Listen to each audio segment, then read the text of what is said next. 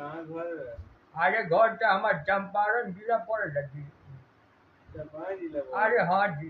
कहाँ चंपारण? अरे चंपारण में जनपटिया जुनलगंज का वही ब्लॉक के अंदर बाटे घरवा हमार। जाए लेकिन मैं अरे घर से गाँव के हिम्मत बाजी हसनपुर के धोती। अरे जुए में धर्म नु लागे गट्टा ये को बुढ़िया बिया।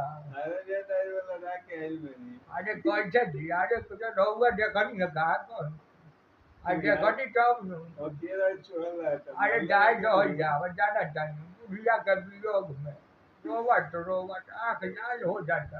बड़ा बुढ़िया कहाँ गए? अरे बुढ़िया छोड़ के चल गई है बुढ़ापा में हम कहा करी कहाँ जाए कुछ समझ आवता। बीड़ी भी रख लो अरे दादा हो दादा बीड़ी तो तू कर दो अरे बुढ़िया ले ले गई। अरे दादा अरे तो सुल्ती सही लो बनी। ना जी झूठी के तो कोई बातें विचार तो मनावे है तो ना करे। तो सही धैर्य बनी अरे पुस्तक में डाली तो दांत है को हो जाए नहीं है। ये मार तो कार से बनी अरे कुछ हो जाए नहीं है काई नहीं कुछ।